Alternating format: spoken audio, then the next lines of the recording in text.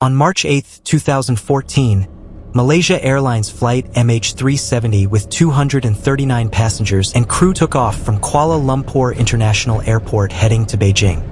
The flight was led by Captain Zahari Ahmad Shah and co-pilot Farik Abdul Hamid, but it never made it to its destination. What followed would become one of the biggest aviation mysteries of the time.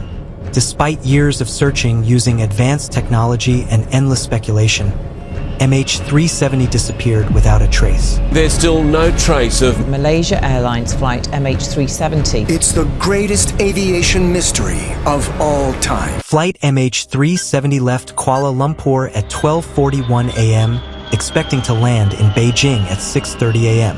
The Boeing 777 was flying at 35,000 feet when just 40 minutes after takeoff all communication with the plane stopped. Air traffic controllers tried to contact the plane, but no one responded. Radar later showed the plane turning sharply west, going far off its planned path.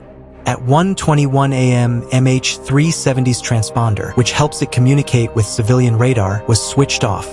However, military radar continued to track the plane flying west across the Malay Peninsula and then over the Andaman Sea before disappearing completely. For hours, the plane flew without any contact, but an automated signal called a handshake was sent from the plane to a satellite every hour. These signals were the only clues to where the plane might have gone. Using these satellite signals, investigators determined that MH370 had likely flown south over the Indian Ocean. This led to one of the biggest and most expensive search operations in aviation history, covering over 120,000 square kilometers of ocean. Even after years of searching with sonar equipment, underwater drones, and satellite images, the wreckage of MH370 has never been found. The lack of communication, sudden changes in direction, and the deliberate switching off of systems led to many different ideas about what happened that night. One idea is that Captain Zahari Ahmad Shah may have purposely changed the flight's path in a possible suicide mission. Investigators found that he had practiced flying a similar route on his home flight simulator. Another idea is that the plane was hijacked or sabotaged, with someone taking control of the plane and turning off the transponder. However, no group ever claimed responsibility for a hijacking. Then there's the ghost flight theory, which suggests that something might have caused the plane to lose cabin pressure, making everyone on board unconscious. The plane could have flown on autopilot until it ran out of fuel. In 2015, a piece of debris was found on Réunion Island, nearly 4,000 kilometers from the suspected crash site. This large piece, called a flaperon, was confirmed to be from MH370, providing the first solid evidence that the plane had crashed into the ocean. Other pieces of debris were later found on islands in the western Indian Ocean, but none of these have been enough to fully explain the mystery.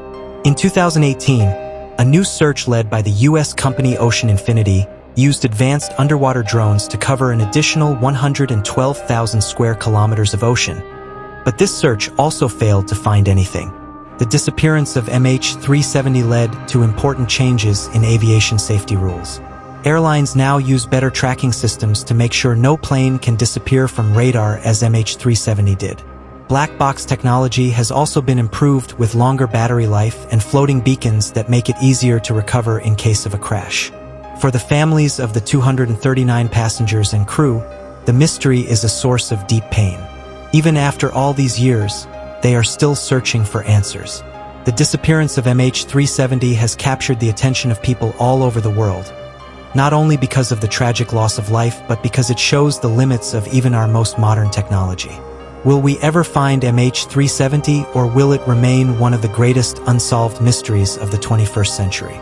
The search continues, and with it, the hope that one day the truth will be uncovered.